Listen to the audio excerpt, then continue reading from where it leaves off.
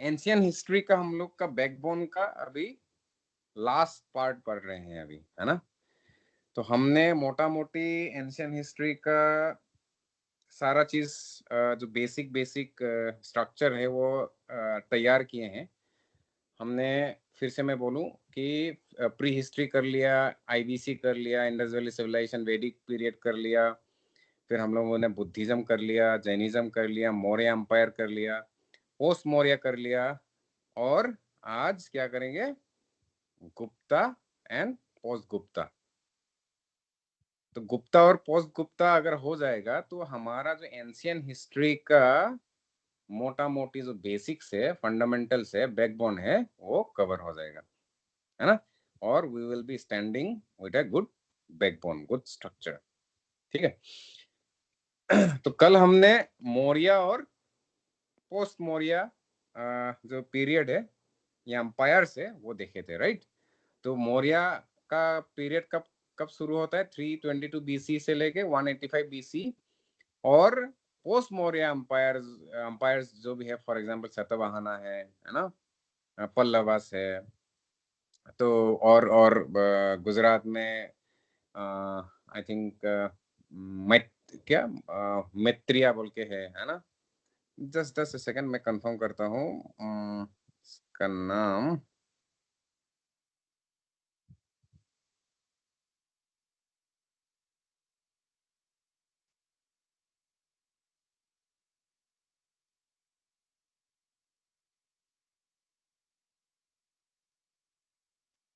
Okay, sorry, ये गुजरात वाला में साकास बोल के है, ठीक है। और हम बोले थे कि जो कुसाना है, कुसाना इम्पोर्टेंट है क्योंकि कुसाना किंग्स ही जो फर्स्ट गोल्ड कॉइन लाए थे, है ना। और कुसाना किंग जो कनिष्का है, उनका अंदर ही फोर्ट बुद्धिस्ट काउंसिल हुआ था, है ना। और इधर से पल्लवास है। तो ऐसा हम लोगों ने पोस्ट मौर्यन एम्पायर्स कुछ देखे थे। हाँ। आज करेंगे गुप्ता। आज करेंगे गुप्ता।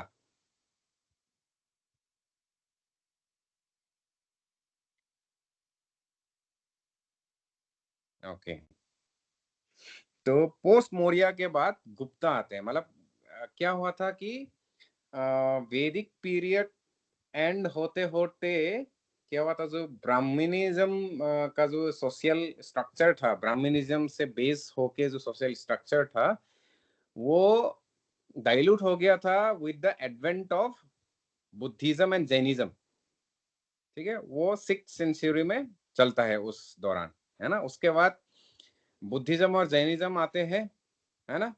फिर अराउंड 322 बीसी में मौर्य अंपायर आते हैं, वो बुद्धिज्म या और जैनिज्म को अडॉप्ट करते हैं। पहला चंद्रगुप्त वान जो फाउंडर ऑफ मौर्यन अंपायर है, सॉरी, चंद्रगुप्त मौर्य जो है वो फाउंडर ऑफ मौर्यन अंपायर जो है, वो बाद में जैनिज्म को अडॉप्ट कर लिए थे, है ना। फिर हम देखे थे कि जो अकबर जो अशोका है, Maurya empire, one of the finest, one of the greatest of Mauryan empires, और उनका टाइम में ही सबसे बड़ा विस्तृत रूप से मौर्यन एम्पायर बड़ा हो गया था। तो हम देखे थे कि वो बुद्धिज्म को अडॉप्ट कर लिए थे, ठीक है। उसके बाद हमने देखा था कि मौर्यन एम्पायर खत्म हो गया था। मौर्यन एम्पायर एक टाइम में खत्म हो गया था। मौर्यन एम्पायर अशोका का टाइम में पीक में गया था, ठीक है, अशोका का टाइम में। फिर अशोका का टाइम के बाद सुंग डायनेस्टी आते, सुंग हमने पढ़ा था कल, सुंग डायनेस्टी। तो ये एक जनरल था पुष्यमित्र सुंग, हमने पढ़ा था ना, पुष्यमित्र सुंग, इन्हीं ने इनको मारा। जो लास्ट मौर्य जो रूलर है, उसका नाम है बृहदत्ता, बृहदत्ता, ठीक है। तो बृहदत्ता को मार के सुंग डायनेस्टी का एस्टेब्लिशमेंट किया था। ओके। तो सुंगा डायनेस्टी का एस्टेब्लिशमेंट किया था। और हम वो पोस्ट मौर्यन पीरियड पे आ गया था, है ना। पोस्ट मौर्यन पीरियड पे 185 बीसी का बात बोल रहा हूँ, ठीक है। उसके बाद क्या हुआ था, पोस्ट मौर्यन एम्पायर आते आते फिर एडी में पहुंच गए। एडी बोले तो ये सी जो है ना, कॉमन एरा, इसका मतलब एडी है, एना डोमिनी। ओके, तो जीसस क्राइस्ट ऑलरेडी जन्म हो गया था उस टाइम में। और उसके बाद का जो पोस्ट मौर्य अंपायर्स था, जैसे हम लोगों ने देखा सतवाहना, सतवाहना हो गया हमने देखा था, और हम लोगों ने क्या कुशाना अंपायर देखा था। तो वैसा वैसा जो एम्पायर्स है वो अलग अलग जगह पे अलग अलग एम्पायर्स खड़ा होने लगा था। ठीक है, डिसइंटीग्रेटेड था, मतलब एक सेंट्रलाइज्ड जो एम्पायर था वैसा नहीं था। मौर्य सेंट्रलाइज था, बहुत बड़ा था, सेंट्रलाइज हो गया था, फिर डिसइंटीग्रेट हो गया, पोस्ट मौर्यन आ गया, है ना। फिर अभी फिर से इंटीग्रेशन होने जा रहा है, फिर से सेंट्रलाइजेशन होने जा रहा है। वो कौन करेगा? गुप्ता एम्पायर करेगा। तो गुप्ता एम्पायर का फाउंडर कौन है? गुप्ता एम्पायर का फाउंडर चंद्रगुप्त, चंद्रगुप्त, इनको बोलते हैं चंद्रगुप्त वन। ठीक है, तो गुप्ता एम्पायर का फाउंडिंग कब होता है? 320 बीसी से 550 बीसी, सॉरी 320 सी से 550 सी तक रहता है। इसका मतलब 320 एडी से 550 एडी तक गुप्ता एम्पायर फ्लोरिश करते हैं। ठीक है, और उनको बोलते हैं कि हम ये गोल्डन एज ऑफ इंडिया भी बोलते हैं। क्यों? क्योंकि उस समय science, maths, astronomy, literature, religion, उसमें बहुत सारा काम हुआ था। ठीक है, वो देखेंगे वो कौन सा काम हुआ था, किसने किसने किया था काम। ठीक है, वो देखेंगे। ओके, और ज्योग्राफी थोड़ा देख ले। आप लोगों को पता है मगधा जो एम्पायर था, मगधा मौर्य का, आप लोगों ने 16 जनपदास, महाजनपदास था। One of the mahajanapadas was Magadha. ठीक है, उस मगधा जो एरिया है उसी में जन्म लिया था गुप्ता एम्पायर। मगधा अभी का अगर देखें तो कहाँ पे है? बिहार में है। ठीक है, और मगधा का कैपिटल कौन सा है? राजागृह। ठीक है, राजागृह, उस समय का राजागृह था। ओके, तो गुप्ता एम्पायर का एस्टेब्लिशमेंट मगध एम्पायर में होते हैं, और चंद्रगुप्त वन उनका फाउंडिंग फादर है। ठीक है, हम मौर्य एम्पायर देखें तो चंद्रगुप्त मौर्य ने उनको फाउंड किया था। मौर्य एम्पायर किसने किया था? चंद्रगुप्त मौर्य, कंफ्यूजन होना नहीं चाहिए इसमें। ठीक है, चंद्रगुप्त मौर्य ने with the help of Chanakya या कौटिल्य, उन्होंने मौर्य एम्पायर को स्टैब्लिश किया था। अब यहाँ पे गुप्ता एम्पायर एडी में आते आते 319 एडी में आते आते चंद्रगुप्त वन उनको बोलते हैं, उन्होंने गुप्ता एम्पायर खड़ा किया था। ओके, तो चंद्रगुप्त मौर्य ने एस्टेब्लिश किया था। और जानने वाला बात यह है कि चंद्रगुप्त मौर्य के बाद भी बहुत सारा ग्रेट गुप्ता रूलर्स रूल किए थे, है ना, और एक्सपेंशन करने लगे थे। तो one of them is the son of Chandragupta one. कौन है? चंद्रगुप्त वन का जो सक्सेसर है, वो सक्सेसर है समुद्रगुप्त। ओके, उनको नेपोलियन ऑफ इंडिया भी बोलते हैं, क्योंकि उन्होंने बहुत ज्यादा ही मगधा से लेके बहुत east west north south expand कर दिया था। राइट, एक्सपैंड कर दिया था। और उस एक्सपेंशन या कॉन्क्वेस्ट का एक डॉक्यूमेंट है। वो डॉक्यूमेंट कहाँ पे है? अलाहाबाद पिलर पे। इलाहाबाद यूपी में जो है ना, इलाहाबाद है। तो इलाहाबाद में एक पिलर है जो एक अशोकन पिलर है। ठीक है, अशोकन पिलर, अशोका ने ही वो पिलर खड़ा किए थे। अशोका का टाइम है। अशोका कौन सा पीरियड का, कौन सा अंपायर का पार्ट था? Ashoka the great, Maurya umpire का पार्ट था। राइट, तो उस टाइम में हमने बोला था कि अशोका ने बहुत जगह में अशोकन पिलर्स एस्टेब्लिश किए थे। सैंडस्टोन से बनाया हुआ है ना, सैंडस्टोन से। तो वो पिलर्स इलाहाबाद में भी एक था। इलाहाबाद, उनको इलाहाबाद का नाम अभी इलाहाबाद है, लेकिन पहले प्रयाग बोलते थे, है ना। इलाहाबाद का नाम प्रयाग बोलते थे। प्रयाग क्यों था?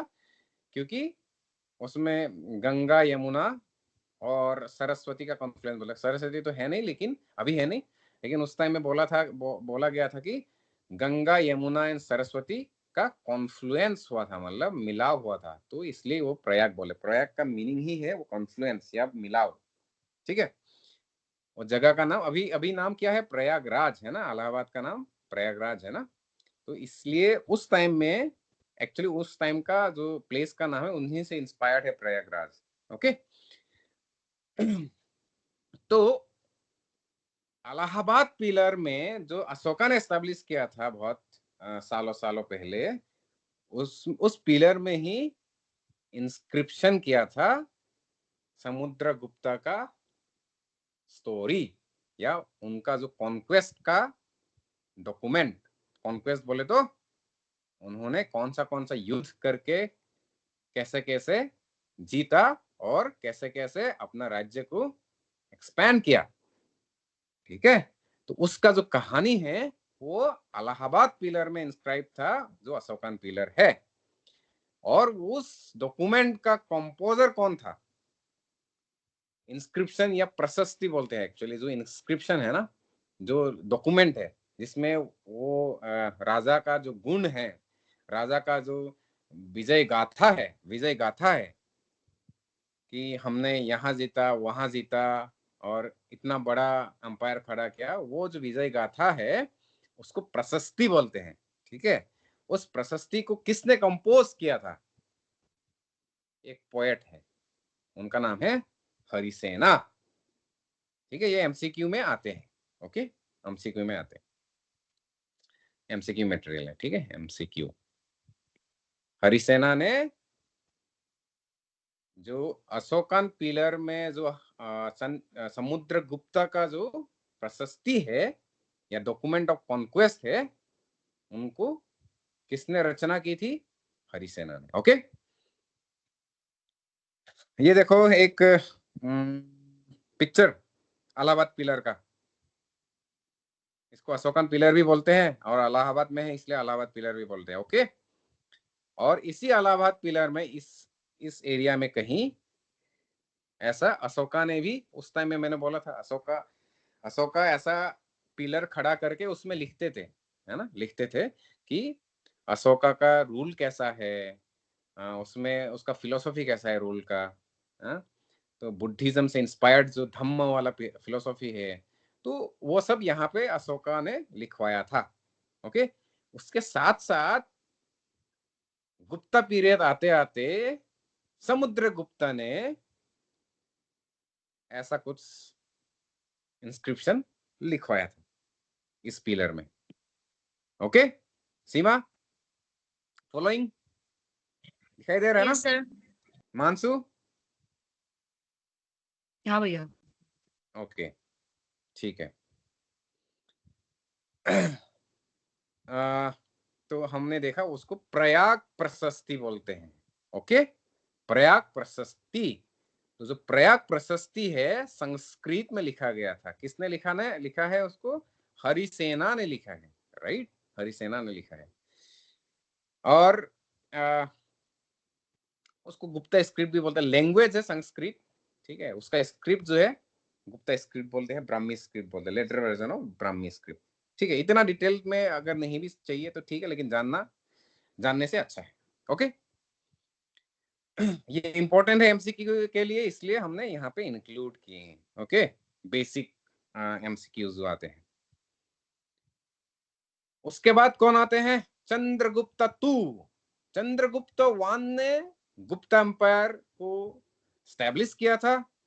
उसका सक्सेसर कौन था? उसका सन कौन था? उसका बेटा कौन था? समुद्रगुप्ता। फिर समुद्रगुप्ता का बेटा कौन है? चंद्रगुप्त टू, या उनका नाम विक्रमादित्य भी बोलते हैं, ठीक है, विक्रमादित्य।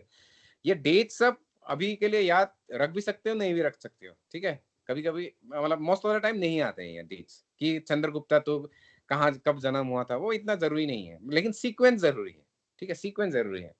तो चंद्रगुप्ता 1, फिर समुद्रगुप्ता, फिर चंद्रगुप्ता 2। चंद्रगुप्ता 2 को हम विक्रमादित्य भी बोलते हैं। ओके, तो चंद्रगुप्ता 2 को बोलते हैं कि गुप्ता अंपायर का जेनिथ। जेनिथ का मतलब सबसे ऊपर लेके जाना, जेनिथ का मतलब टॉप। तो गुप्ता अंपायर का एकदम जो टॉप पीरियड है, वो टॉप पीरियड में कौन रूल किया था? चंद्रगुप्ता 2। उन्होंने गुप्ता गुप्ता पीरियड, गुप्ता एम्पायर को टॉप में लेके गया था। ठीक है, कल्चरल ब्रिलियंस, प्रॉस्पेरिटी, बहुत रईस हो गया था एम्पायर, है ना। कल्चरली भी बहुत ब्रिलियंट हो गया था, कल्चरली बहुत ऐसा आर्ट एंड कल्चर बहुत सारा चीज हो गया था उसमें, है ना, बहुत सारा। हम देखेंगे क्या क्या चीज हुआ था। ओके,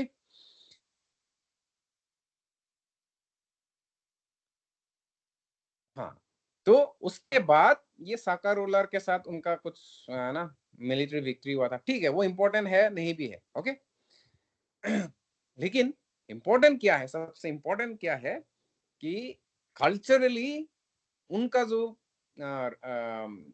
अंपायर था, उनका जो पीरियड था, कल्चरली बहुत ब्रिलियंट हो गया। कैसे?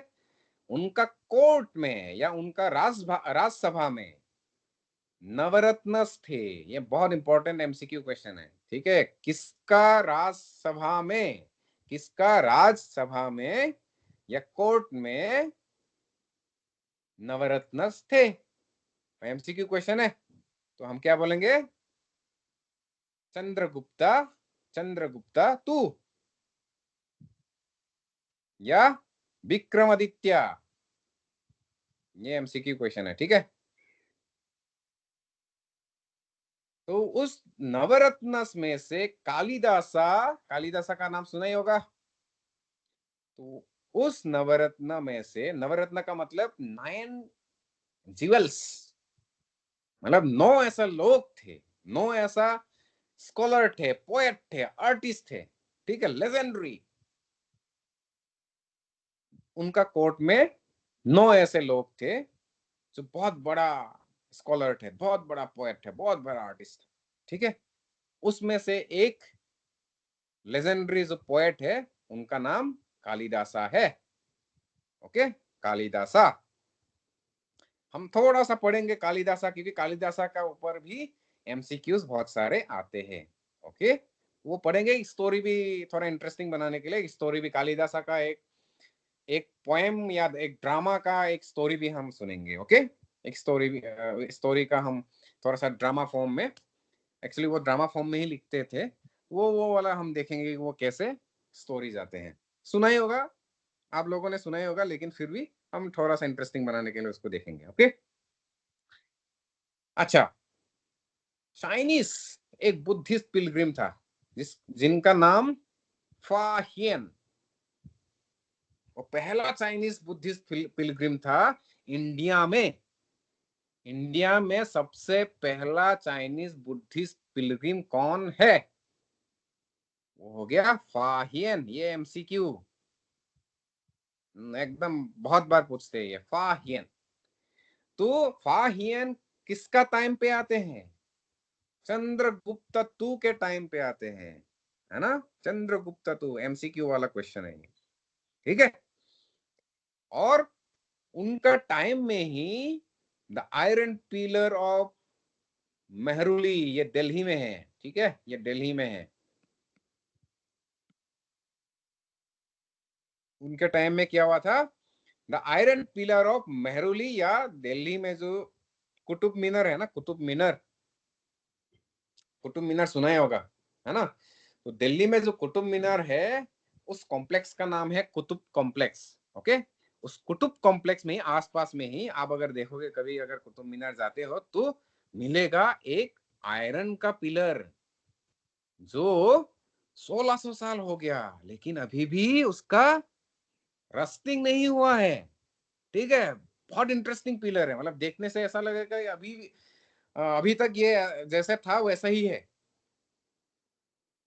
ये आयरन का पिलर है, लेकिन अभी तक, आज तक 1600 साल हो गया, 1500-1600 साल हो गया, लेकिन अभी तक रास्टिंग नहीं हुआ है। रास्टिंग पता है ना, रास्टिंग, मामोर, हाजी लोग के मामोर खुआना है ना। तो आज तक वो रस्ट नहीं हुए हैं। तो बहुत इंटरेस्टिंग मेटलर्जी था उस टाइम में। मतलब आज का अगर देखोगे रास्ट, अगर तुम आयरन कहीं से खरीद के लाओगे तो वो कुछ ही दिनों में रस्टिंग हो जाता है, राइट। तो सोच के देखो कि उस टाइम में मेटलर्जी या आयरन बनाने का जो प्रक्रिया था इतना बेहतर था कि आज तक 1600 साल हो गया, आज तक अभी वो क्या ही नहीं हुआ है, रस्ट नहीं हुआ है, राइट। तो ये बहुत इंपॉर्टेंट एक एमसीक्यू क्वेश्चन है, ठीक है। ये किसका टाइम पे बना था आयरन पिलर? चंद्रगुप्ता टू के टाइम पे, okay. Chandragupta two. Iron pillar का थोड़ा पिक्चर दिखा देता हूँ। हाँ, ये वाला आयरन पिलर, ठीक है। ये अभी तक रस्ट नहीं हुआ है, अभी भी है कुतुब कॉम्प्लेक्स, ओके, ठीक है। ओके, तो जो नवरत्न है, नवरत्न का मैंने नाम डाल दिया यहाँ पे एक टेबल फॉर्म में। कालिदासा बहुत इंपॉर्टेंट है ना।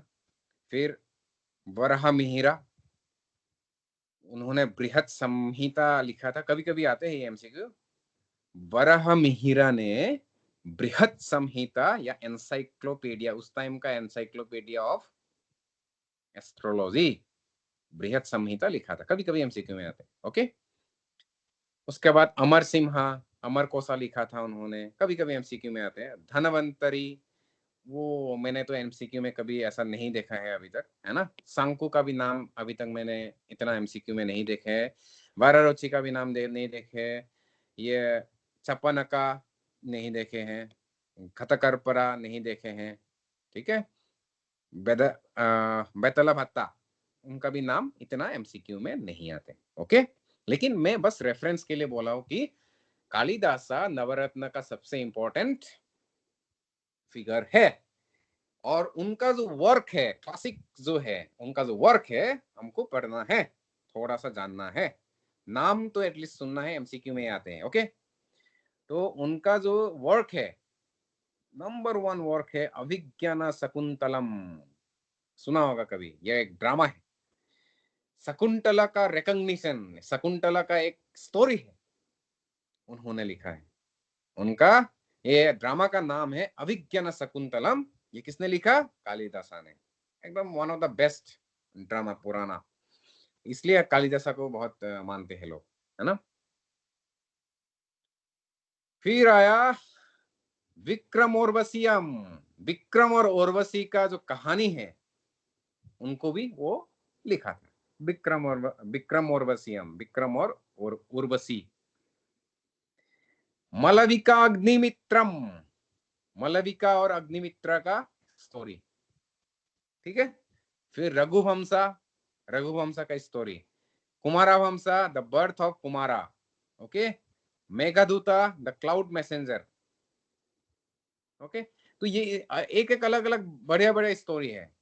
हर स्टोरी में हम नहीं जाएंगे, एक स्टोरी पकड़ेंगे हम, अभिज्ञान शकुंतलम, ठीक है। लेकिन एमसीक्यू में ये आता है कि मेघदूता किसने लिखा, तो हम बोलेंगे कालिदासा ने लिखा। कालिदासा नवरत्न का पार्ट था, राइट। नवरत्न का एक व्यक्ति था नवरत्न, जो किसका कोड में, चंद्रगुप्ता टू या विक्रमादित्य का कोड में जो थे, ओके। तो Ritu Samhara, the garland of seasons, okay. तो ऐसा, तो कालिदासा का ये इंपॉर्टेंट वर्क्स है।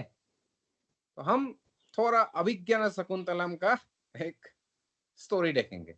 तो अभिज्ञान शकुंतलम में क्या होता है कि एक राजा, राजा का नाम क्या है, किसको पता है?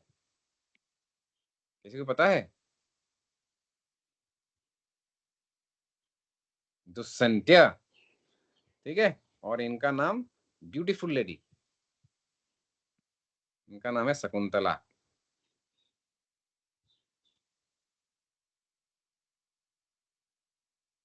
ठीक है। मैं थोड़ा इसमें रहता हूँ, है ना, कालिदास वर्क्स, ठीक है। कालिदास वर्क्स मालविका रघुवंश, कुमारवंश, मेघदूत, ऋतु संहार, ये 7 क्लासिक्स है उनका, है ना। तो मैं स्टोरी में जा रहा था। हाँ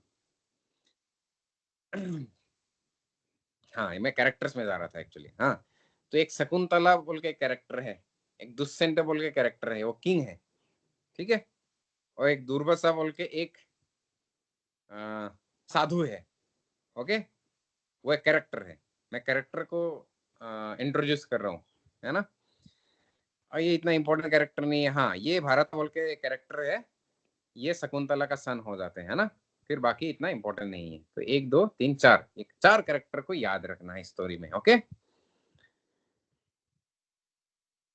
तो मैं नामकरण कर देता हूँ, ये दुर्वासा, दुर्वासा, ओके। और इनका नाम दुष्यंत्या, और इनका नाम शकुंतला, ओके। और इनका नाम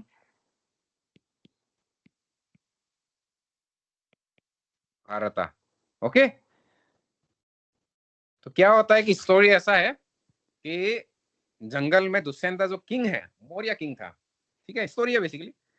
तो वो किंग जंगल में जाते हैं हंटिंग के लिए, शिकार के लिए, है ना। तो शिकार करते करते उनका जो काफिला था, उनका जो कैवलरी था, उनका उनके साथ जो था, उनके साथ बिछड़ गया, और वो अलग हो गया एक जगह पे, जंगल में ही, ठीक है। तो वो घूमते घूमते एक आश्रम में आया, और उस आश्रम में क्या हुआ, शकुंतला का मुलाकात हुआ, ओके। तो शकुंतला से जब मुलाकात हुई, तो क्या हुआ, लव एट फर्स्ट साइट, ठीक है। तो क्या हुआ, कि लव एट फर्स्ट साइट हो गया, देखते ही लव हो गया, ठीक है। फिर क्या हुआ, उन्होंने गंधर्व शादी कर लिया तुरंत ही, ठीक है। उन्होंने बोला कि हम एक गंधर्व शादी का एक रिचुअल होता है, गंधर्व विवाह, ठीक है। तो गंधर्व विवाह कर लेते हैं, ओके। तो गंधर्व विवाह करते ही उसके बाद दुष्यंत जो राजा था, उन्होंने प्रॉमिस किया कि मैं अपना जो ग्रुप है, अपना जो हंटिंग है, वो शिकार है, वो उसको खत्म करता हूँ, ठीक है। अपना ग्रुप है उसके साथ मैं रिकॉन्साइल करता हूँ, उसके बाद मैं फिर से आऊंगा और आपको लेके जाऊंगा, ठीक है।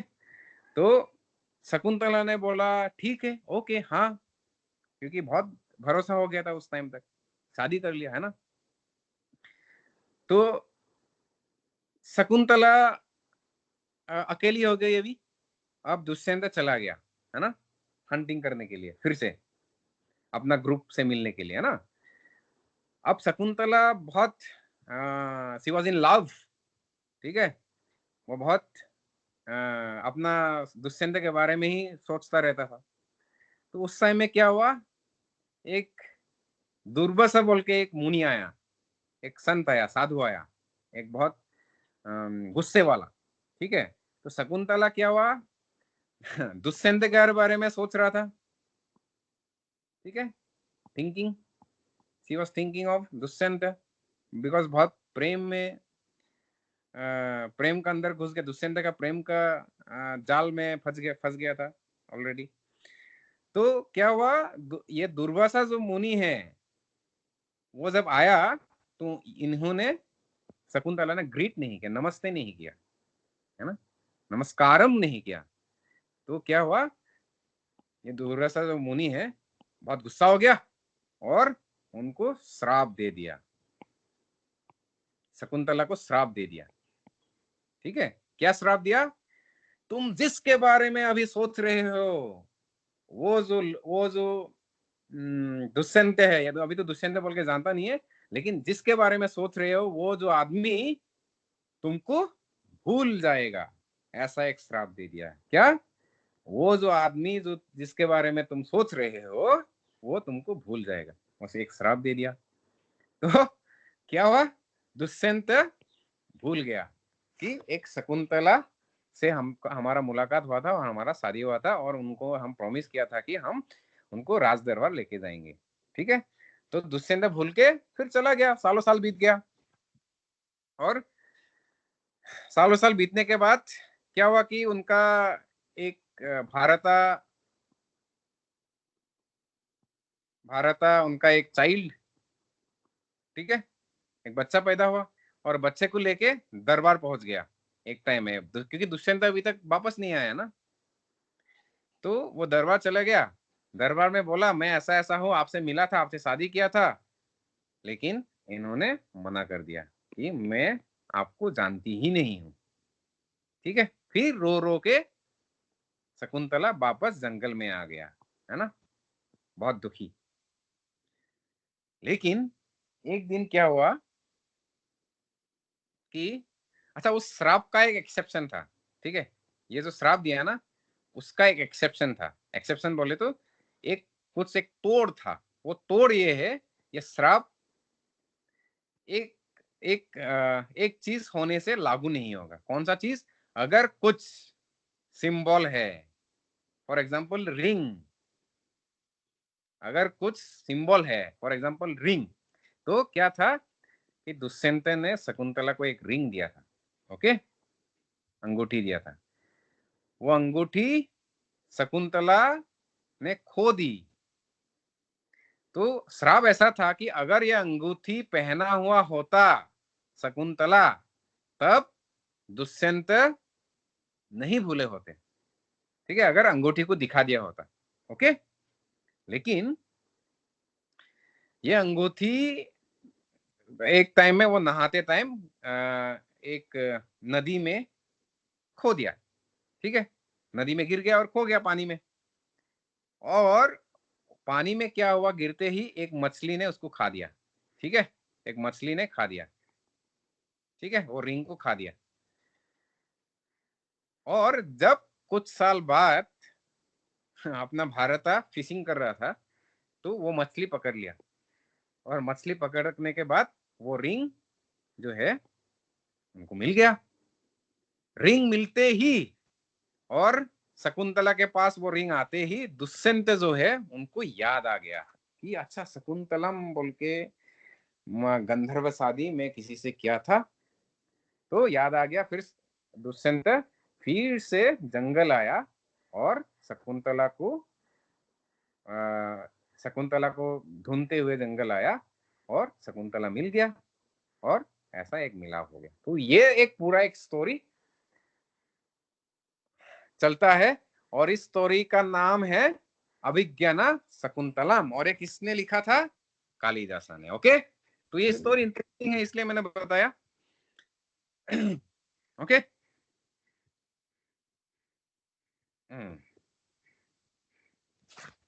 ये अभिज्ञाना शकुंतलम जो है वो कालिदासा ने चंद्रगुप्ता टू या विक्रमादित्य का टाइम पे लिखा था। नेक्स्ट आते हैं कुमारगुप्ता वन, ओके। चंद्रगुप्ता टू या विक्रमादित्य का जो सक्सेसर है वो कुमारगुप्ता वन। कौन है? कुमारगुप्ता वन।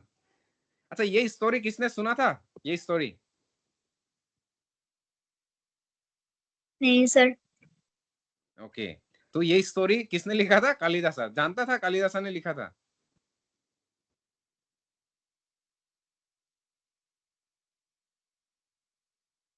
ये एमसीक्यूज में आते हैं, हाँ। अभिज्ञान शकुंतलम किसने लिखा था? तो कालिदासा ने लिखा था, ओके। ये याद रखने से सफिशिएंट है। तो कुमारगुप्ता वन जो है वो विक्रमादित्य टू या चंद्रगुप्ता टू या विक्रमादित्य का सक्सेसर था, ओके। तो कुमारगुप्ता का रेन का या पीरियड का एक खासियत है कि उन्होंने नालंदा जो यूनिवर्सिटी है, नालंदा सुने हैं क्या कभी? नालंदा यूनिवर्सिटी सुने हैं क्या? Yes sir. यस। ओके। तो नालंदा अभी कहाँ हाँ पे है? भैया।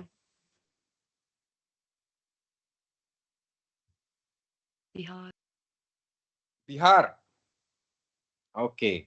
तो नालंदा यूनिवर्सिटी है जो बिहार में अभी है, क्योंकि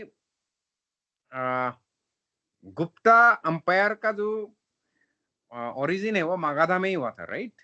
बिहार में ही हुआ था ओरिजिन।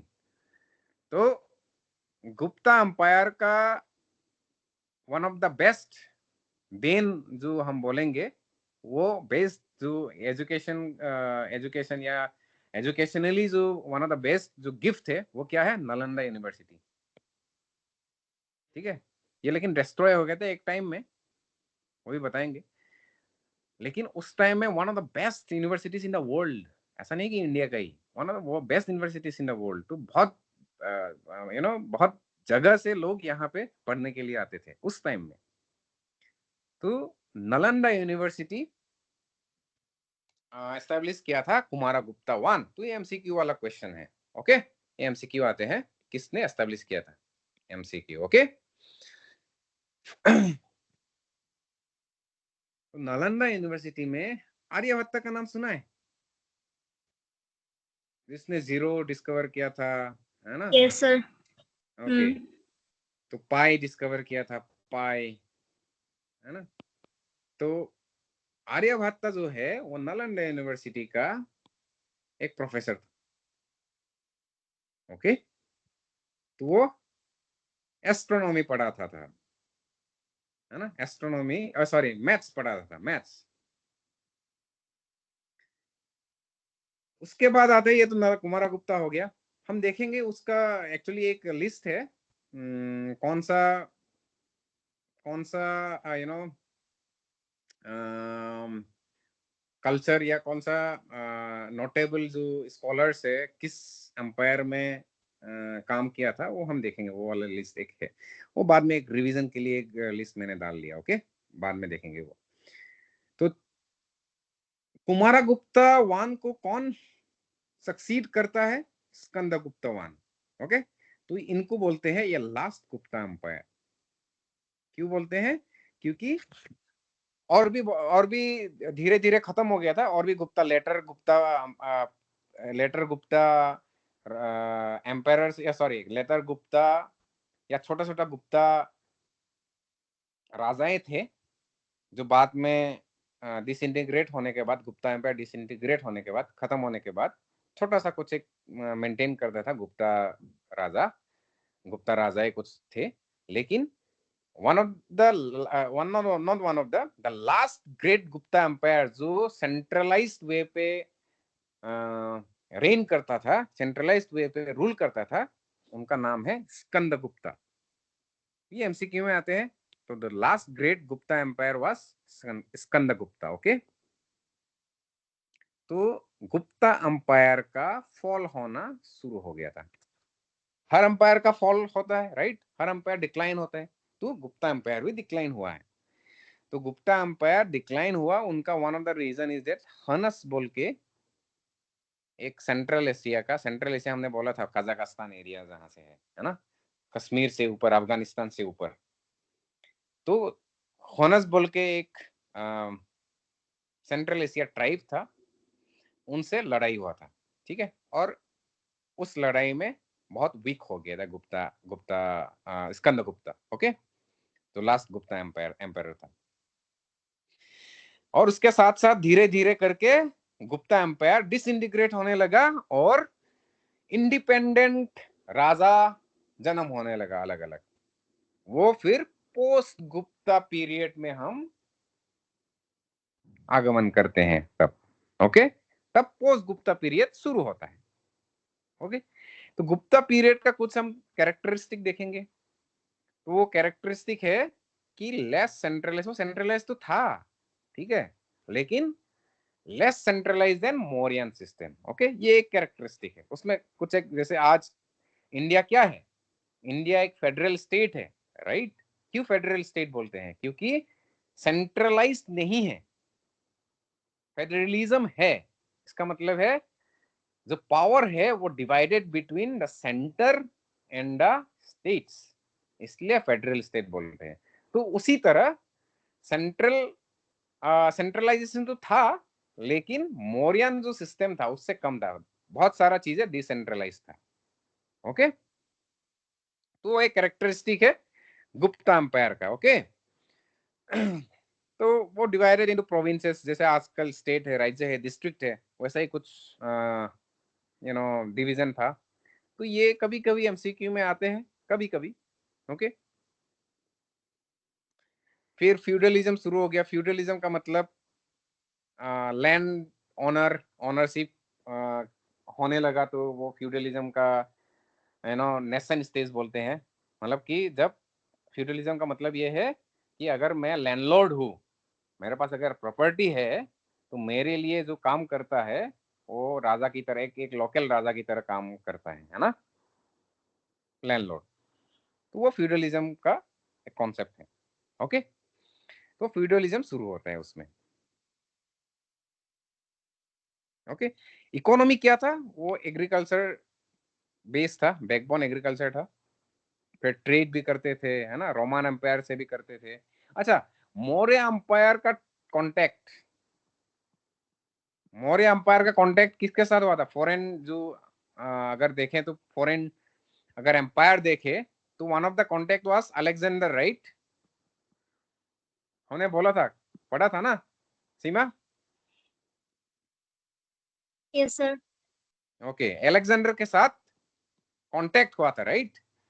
और अलेक्जेंडर 20 रिवर तक आया था ना, 20, जो सटलेस 20 रवि, है ना, वो जो रिवर है, रिवर सिस्टम है, तो 20 रिवर का जो बैंक है उधर तक अलेक्जेंडर का आर्मी पहुंचे थे। ठीक है, ये अगर इंडिया है, ठीक है, ये कश्मीर है, तो अलेक्जेंडर यहां तक आया था। ओके, ये वाला पार्ट जो है, ये अलेक्जेंडर आया था यहाँ। ओके, और ये जो 20 रिवर है, यहाँ एक 20 रिवर है, ठीक है, उस 20 रिवर तक आया था। और यहाँ से जो पार्ट है वो मौर्य एम्पायर था। ठीक है, उस टाइम में अलेक्जेंडर 20 रिवर तक आके मौर्य एम्पायर बहुत पावरफुल बोल के सुना, और अलेक्जेंडर का जो आर्मी है वो मना कर दिया कि हम 20 रिवर क्रॉस करके इन्वेजन को एक्सटेंड करेंगे। वो मना कर दिया और वापस चले गए, राइट? और उसके आते आते, उससे चलते चलते हमारा गुप्ता एम्पायर आया, और गुप्ता एम्पायर का टच या कांटेक्ट किससे हुआ? रोमन एम्पायर से हुआ। ओके, तो बस ये एमसीक्यू में कभी कभी आ जाते हैं कि गुप्ता एम्पायर रोमन एम्पायर और मौर्य एम्पायर अलेक्जेंडर। ओके, जो कांटेक्ट का सीक्वेंस है। फिर कॉइनेज, कॉइनेज गोल्ड कॉइन, ठीक है, गोल्ड कॉइन तो पहले ही आ गया था, कुसाना ने लाया था। ओके,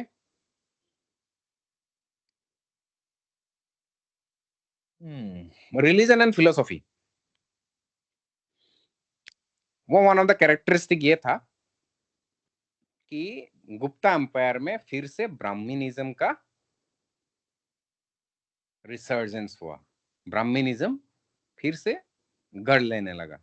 ओके, तो हमने देखा था कि मौर्य एम्पायर में दोनों, मौर्य एम्पायर में पहले पहले वैदिक पीरियड से लेके फिर मौर्यन एम्पायर आया, राइट? वैदिक पीरियड में तो ब्राह्मणिज्म था ही, है ना।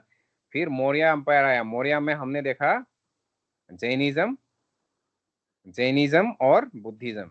ओके, फिर क्या हुआ? पोस्ट मौर्य आया, पोस्ट मौर्य में सिंथेसिस हुआ, दोनों का चल रहा था, जैनिज्म बुद्धिज्म और हिंदुइज्म दोनों चल रहा था, ब्राह्मणिज्म दोनों चल रहा था। ओके, तो फिर गुप्ता आया, गुप्ता में लेकिन ये तो सुंगा आया, सुंगा ने ब्राह्मणिज्म शुरू किया था एक्चुअली। ओके, जो पोस्ट मौर्य है ना। फिर गुप्ता आया, गुप्ता में भी ब्राह्मणिज्म का एग्जिस्टेंस होता है, रिसर्जेंस होता है। ओके, तो बस ये टाइमलाइन और ये लिंकेज जो है वो कभी कभी इंपॉर्टेंट है, क्योंकि कभी कभी पूछ लेता है। हम्म,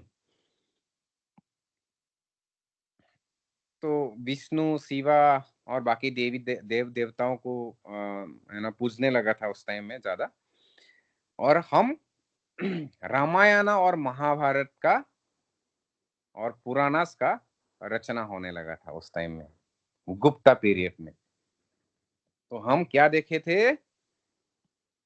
एक तो हो गया श्रुति, एक स्मृति, हम देखे थे ना? Yes sir. ओके, श्रुति क्या है? वेदा। वेदा श्रुति है, राइट। और स्मृति क्या है? मनुस्मृति हो गया। ये बाद में आते हैं, ठीक है। वेदा तो वैदिक पीरियड में आते हैं। ओके, मनुस्मृति हो गया, पुराण हो गया, फिर महाभारत हो गया, और रामायण हो गया, मेन मेन। ओके, तो ये स्मृति का पार्ट है। तो कब रामायण और महाभारत और पुराने लिखे गए थे? तो ये गुप्ता पीरियड में। ओके, ये एमसीक्यू में कभी कभी आते हैं, ठीक है। और उसके बाद ऐसा नहीं है कि बुद्धिज्म का जो फ्लो है, बुद्धिज्म का जो फ्लो है रुक जाता है, वो नहीं होता है। वो साथ साथ चलता रहता है, क्योंकि जो नालंदा यूनिवर्सिटी है वो एक बुद्धिस्ट यूनिवर्सिटी था, बुद्धिज्म का एक लर्निंग सेंटर था, बेसिकली बुद्धिज्म का एक लर्निंग सेंटर था। ओके, लेकिन उसमें आयुर्वेदा भी पढ़ते थे, वो अलग बात है। लेकिन बेसिक जो सेंटर है वो जो चलाता था वो बुद्धिस्ट मॉन्क चलाता था। ओके, और फिलोसॉफिकल जो फाउंडेशन है हिंदुइज्म का, बहुत इंपॉर्टेंट है। फिलोसॉफिकल फाउंडेशन ऑफ हिंदुइज्म इस एरा में जन्म होता है। तो फिलोसॉफिकल फाउंडेशन कौन सा है? 6 orthodox schools of Hindu philosophy, Nyaya, Vaisheshika, Samkhya, Yoga, मीमांसा एंड वेदांता। तो ये जब आर्ट एंड कल्चर पढ़ेंगे, जब कभी भी हम पढ़ेंगे, तो हम इसका अंदर अंदर कुछ कुछ पढ़ेंगे, ठीक है। 6 हिंदू फिलोसॉफी कौन सा है? लेकिन ये 6 हिंदू फिलोसॉफी हमें याद रखना है अभी के लिए कि ये गुप्ता पीरियड में ही 6 हिंदू फिलोसॉफी डेवलप होते हैं। ओके, तो न्याया है, वैशेषिका है, संख्या है, योगा फिलोसॉफी है, मीमांसा फिलोसॉफी है, वेदांता फिलोसॉफी। आज जो योगा देखते हैं ना, तो उस समय का ही ये क्रिएशन है, ठीक है।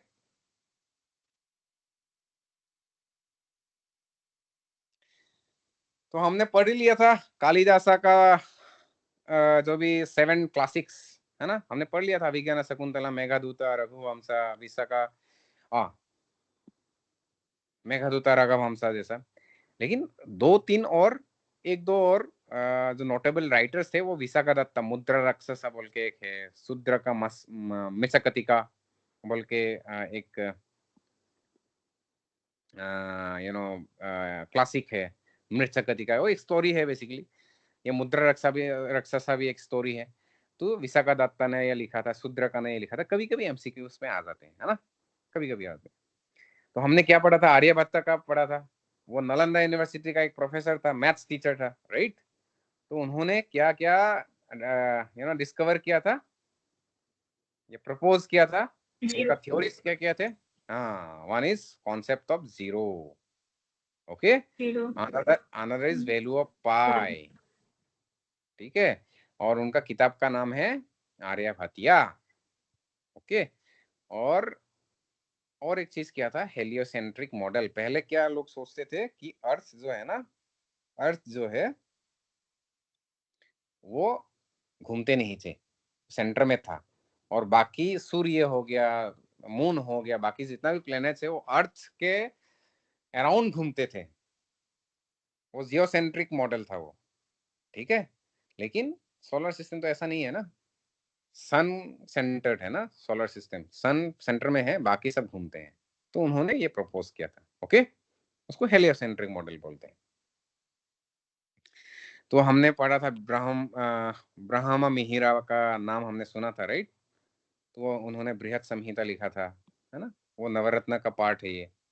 फिर ब्रह्मगुप्त आते हैं, और फिर से वो कॉन्सेप्ट ऑफ जीरो पे काम करता है, नेगेटिव नंबर्स पे काम करते हैं, है ना। मेडिसिन में कौन आते हैं? सुश्रुत संहिता, सरक संहिता।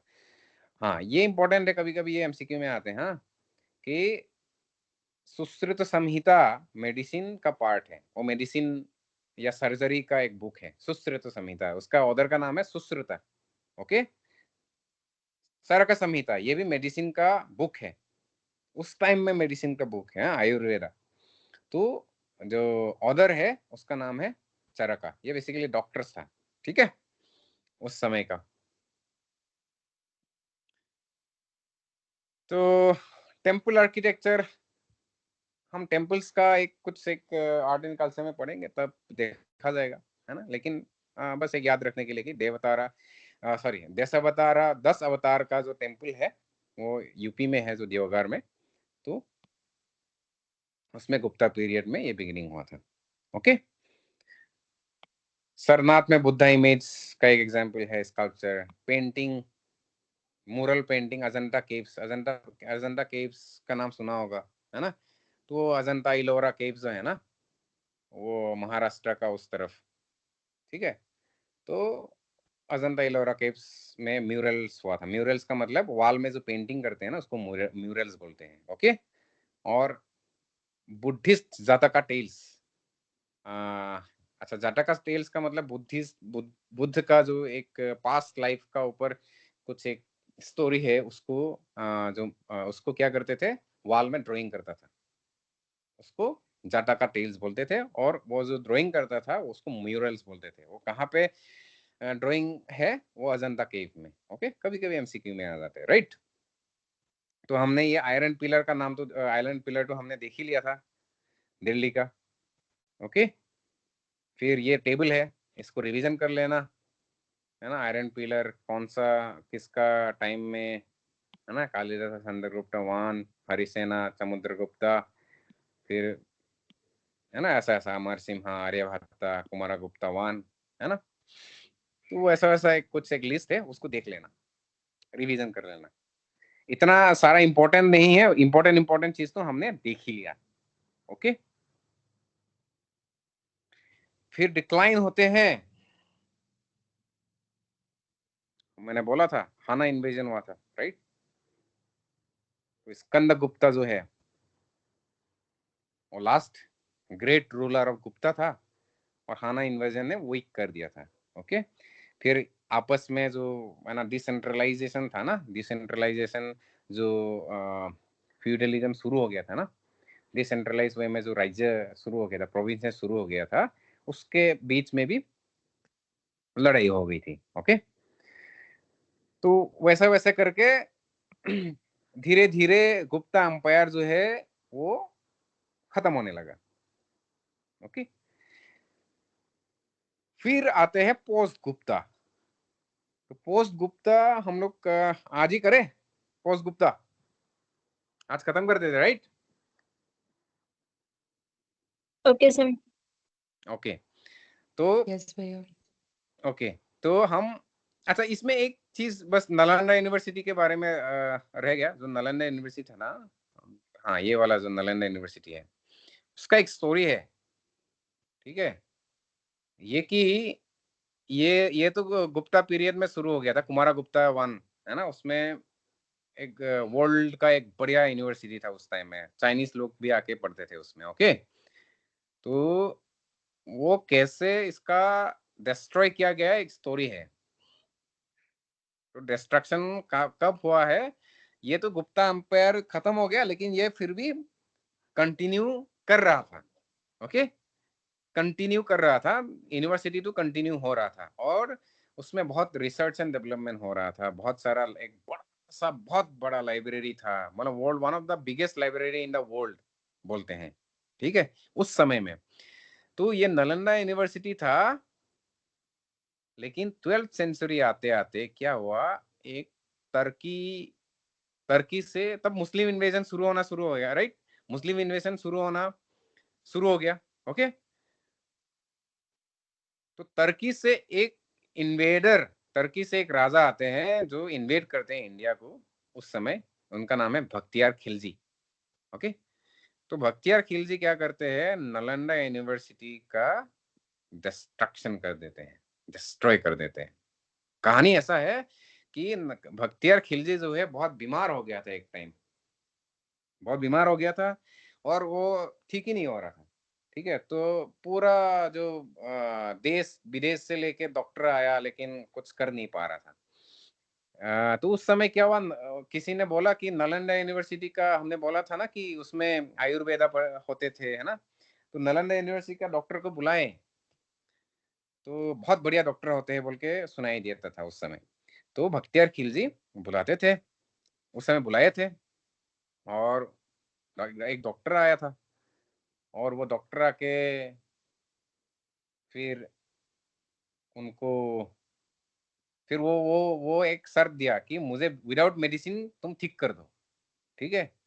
तो वो डॉक्टर क्या करते हैं, नालंदा यूनिवर्सिटी का, विदाउट मेडिसिन उनको ठीक कर देते हैं, ठीक है। इतना एक पावरफुल नॉलेज था मेडिसिन के ऊपर, आयुर्वेदा था, आयुर्वेदिक नॉलेज। तो बख्तियार खिलजी बहुत सस्पिशियस हो गया। अगर ये जो मैंने ना पूरा मुस्लिम जो डॉक्टर्स है, अपना जो टर्की से लेके कहाँ कहाँ तक मैंने डॉक्टर बुलाया, लेकिन ठीक नहीं कर पाया, लेकिन ये जो नालंदा यूनिवर्सिटी का जो डॉक्टर है, उन्होंने कैसे ठीक कर दिया। इसका मतलब है नालंदा यूनिवर्सिटी तो एक बहुत बड़ा एक एक एजुकेशन हब है, बहुत बड़ा एक यूनिवर्सिटी है। तो ये अपना रूल के लिए खराब है, क्योंकि बेस था उसका बुद्धिज्म और हिंदुइज्म, राइट। नालंदा यूनिवर्सिटी का बेस बुद्धिज्म और हिंदुइज्म था, लेकिन जो रूलर था वो मुस्लिम था, और उस समय भी हिंदू मुस्लिम का पॉलिटिक्स चलता था, राइट। तो क्या किया कि उन्होंने नालंदा यूनिवर्सिटी को जला दिया, है ना, नालंदा यूनिवर्सिटी को जला दिया। और ऐसा बोलते हैं कि नालंदा यूनिवर्सिटी कितना 3 महीना तक जलते रहा, आई थिंक, हाँ, ये 3 मंथ, 3 महीना तक जलता रहा। ओके, तो 3 महीना तक जलता रहा, लेकिन इतना इतना सारा किताबें थे, इतना सारा लाइब्रेरी लाइब्रेरी बड़ा था, इतना बड़ा लाइब्रेरी था, ठीक है। और जो लाइब्रेरी था 3 महीना तक चला। तो ये एक हिस्ट्री का पार्ट है, क्योंकि ये इम्पोर्टेंट इसलिए है क्योंकि हमारा जो लिनिएज है, हमारा जो सिविलाइजेशन है, ये एक दुखद बात ये है कि हमारा सिविलाइजेशन का मोस्ट ऑफ द बुक्स जहाँ पे यहाँ पे स्टोर होता था ना इस लाइब्रेरी में, जो मैथ से लेके साइंस से लेके मेडिसिन से लेके सब कुछ था, वो बहुत सारा चीजें गायब हो गया, गुम हो गया, लॉस्ट, ठीक है। तो ये बस जानने वाला बात है। तो हम गुप्ता अंपायर का डिक्लाइन देख लिया, ओके, गुप्ता अंपायर खत्म। अब आते हैं पोस्ट गुप्ता। पोस्ट गुप्ता ज्यादा कुछ देखना नहीं है, क्योंकि हम इंडिविजुअल किंगडम में नहीं देखेंगे, बस एक किंगडम के बारे में देखेंगे, वो हो गया समुद्र गुप्ता का जो रेन है, ठीक है। गुप्ता एम्पायर के बाद बहुत सारा रूलर्स आते हैं, बहुत सारा रूलर्स आते हैं। फॉर एग्जाम्पल कनौज, मोखरिस, ठीक है। फिर प्रतिहारास आते हैं, है ना। फिर मैत्रकास आते हैं, वल्लभी वल्लभी बोले तो गुजरात में, ठीक है। तो ऐसा ऐसा करोगे, फिर चालुक्यस आते हैं, चालुक्यस, यहाँ भी चालुक्यस, ओके। तो ऐसा ऐसा कर बोल के बहुत सारा इंडिपेंडेंट राज्य, छोटा छोटा राज्य शुरू होता है, ओके। पॉलिटिकल फ्रेगमेंटेशन होता है, ठीक है। हनस का जो इन्वेजन था वो, तो हमने मैत्रकास वल्लभी का था, वल्लभी बोले तो गुजरात, ओके। बस एक रेफरेंस के लिए, ज्योग्राफी थोड़ा सा कभी कभी आ जाती, कभी कभी। वल्लभी कहाँ पे है, गुजरात में है, और उसका जो रूलर का जो रेन है उसको क्या बोलते हैं, मैत्रकास, ओके। उसके बाद वर्धनास आते हैं, हर्षवर्धना, ठीक है। ये इंपॉर्टेंट है, हर्षवर्धना का जो रेन है 606 एडी से 647 एडी तक, ये इंपॉर्टेंट एक चैप्टर है, जो हमको देखना है, ओके। तो हम हर्षवर्धना को अभी अभी के लिए थोड़ा सा पार्क करते हैं, बस ये खत्म कर देते हैं। फिर गुर्जारा प्रतिहारास, ओके। तो ये थोड़ा इधर देखो, गुर्जारा प्रतिहारास, ठीक है, गुजरात वाला पार्ट जो है, गुजरात राजस्थान वाला जो पार्ट है। फिर बंगाल में पालास आते हैं, ओके। फिर राष्ट्रकूटा सब डेक्कन, डेक्कन बोले तो हमने देखा था डेक्कन कहाँ पे है, ये इस एरिया में, इस एरिया में डेक्कन है, ठीक है। आंध्र प्रदेश और महाराष्ट्र का जो एरिया है उसको डेक्कन बोलते हैं, ओके। तो डेक्कन में कौन आ गया, राष्ट्रकूटास, ओके। फिर साउथ इंडिया में कौन कौन है, चालुक्यास, बस नाम से परिचित होना है अभी, ओके, नाम से परिचित होना है। चालुक्यास मैंने बोल ही दिया था, चालुक्यास, ओके, चालुक्यास। फिर पल्लवास आते हैं, फिर पांड्यास आते हैं, फिर चेरास आते हैं। साउथ इंडिया में ये बहुत इंपॉर्टेंट, चेरा, पल्लवास, चोलास, ओके, राष्ट्रकूटा, चोलास। बस नाम याद रखना है, अभी के लिए इतना डिटेल में नहीं जाना है इंडिविजुअल जो किंगडम है, क्योंकि ये पोस्ट गुप्ता है और हम बेसिक पढ़ रहे हैं ना,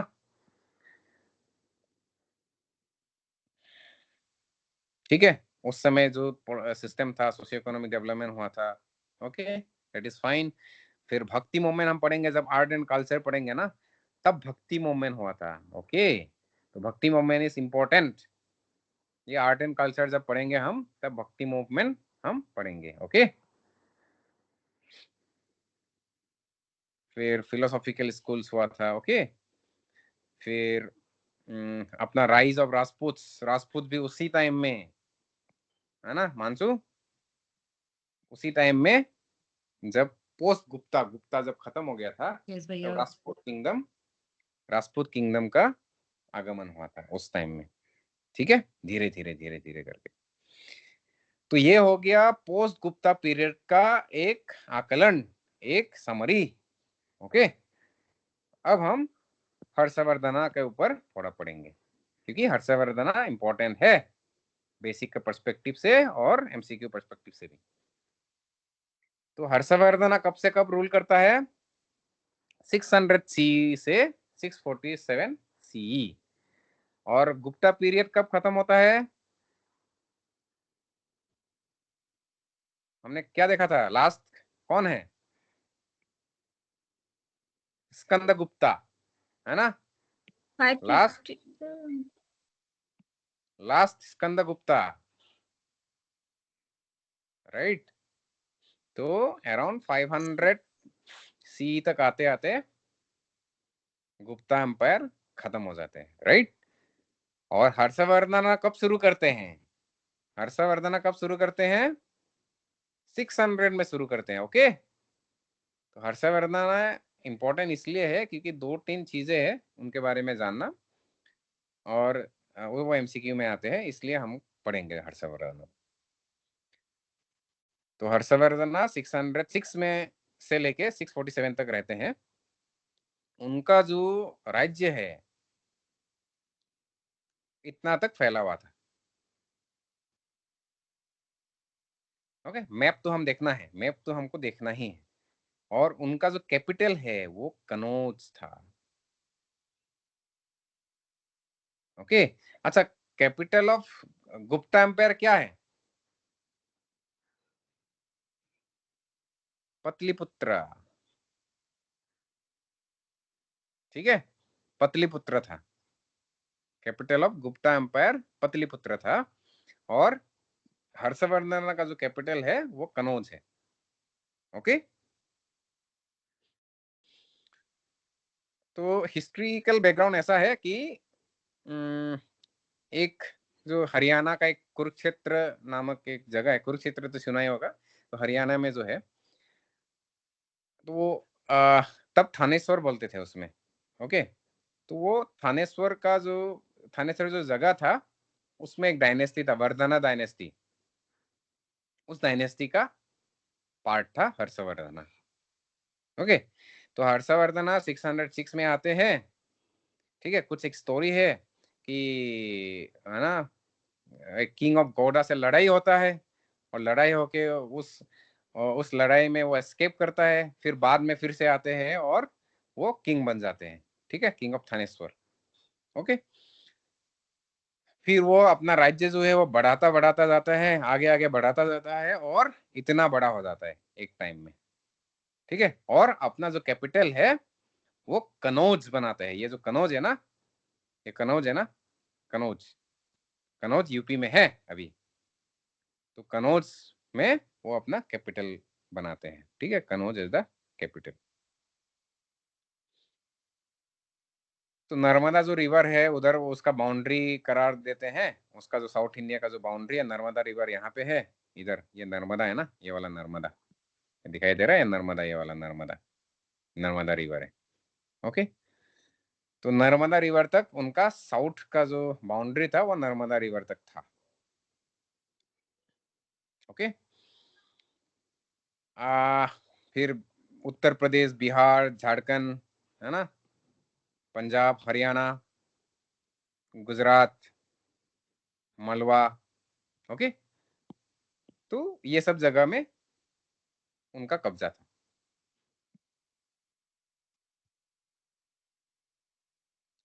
तो फिर उनका भी वही सिस्टम था, सेंट्रलाइज मोनार्की था, लेकिन थोड़ा डिसेंट्रलाइजेशन भी था, वो थोड़ा डेलीगेशन भी करता था, डेलीगेशन भी करता था। ओके, थोड़ा डेलीगेशन भी करता था। डेलीगेशन बोले तो डिसेंट्रलाइजेशन, मतलब थोड़ा पावर को डिस्ट्रीब्यूट कर दिया, शेयर कर दिया। ओके, तो उसका एडमिनिस्ट्रेशन का वो एक पार्ट था। तो हम बाकी इतना रेवेन्यू एंड लैंड ग्रांट इतना डिटेल में नहीं जाएंगे, मिलिट्री ऑर्गेनाइजेशन इतना नहीं जाएंगे, लीगल जुडिशियल सिस्टम इतना नहीं जाएंगे, है ना। हाँ, ह्यूएन ह्यूएन चांग ह्यूएन चांग ह्यूएन चांग एक चाइनीज मोंग था। तो पहला नालंदा यूनिवर्सिटी में, जो नालंदा यूनिवर्सिटी कुमारा गुप्ता वन है, गुप्ता अंपायर का जो नालंदा यूनिवर्सिटी था, वो किसका रेन पे एस्टेब्लिश हुआ था? कुमारा गुप्ता वन। और उस नालंदा यूनिवर्सिटी में उस कुमारा गुप्ता वन का रेन पे कौन आया था चाइना से? फाहियन, ना ना, फाहियन, फाहियन आया था उस टाइम, वो फर्स्ट था, फर्स्ट चाइनीज। फाहियन का नाम एक्चुअली बहुत लोग नहीं जानते हैं, लेकिन एक्चुअली में फाहियन आया था, फर्स्ट चाइनीज, वो नालंदा यूनिवर्सिटी में आया था। फाहियन हमें पढ़ा था ना, याद है सीमा? सर ফাহিয়েনটো পোৱা নাছিলো বাট হিউৱেন চাংটো পাইছিলো। हाँ, तो actually Fahien is the first one. तो हम क्या पढ़ा था यहाँ पे, पढ़ा था कि नहीं? Yes sir. নহয় ইয়াতটো পাইছিলো, নহয় আগতে পাইছিলো, মানে হিউৱেন চাংটো यस यस পাইছিলো। यस, ओके ओके ओके, ठीक है। तो इसका मतलब है एक्चुअली ह्यूएन सांग इज मोस्ट, ह्यूएन सांग ज्यादा पॉपुलर है, फाहियन इतना पॉपुलर नहीं है ना। लेकिन एमसीक्यू में जो पॉपुलर नहीं है वो आते हैं कभी कभी, है ना। तो हम ह्यूएन फाहियन को कहाँ देखे थे? हम जब नालंदा यूनिवर्सिटी पढ़ रहे थे ना, तब हम देखे थे। कुमारा गुप्ता वन, फाहियन कहाँ गया? फाहियन फाहियन फाहियन फाहियन,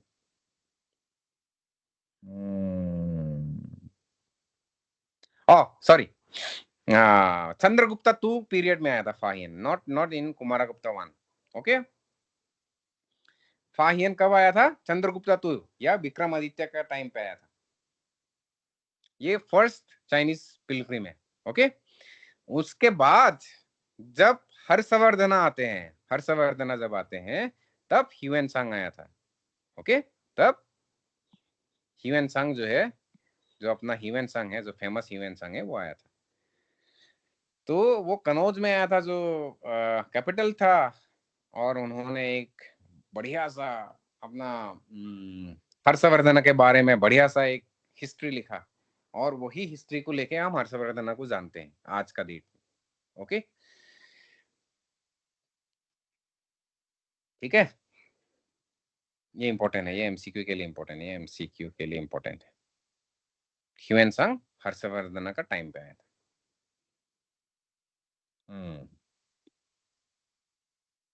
बाकी तो ठीक है, बाकी बहुत डिटेल में है, इतना नहीं चाहिए।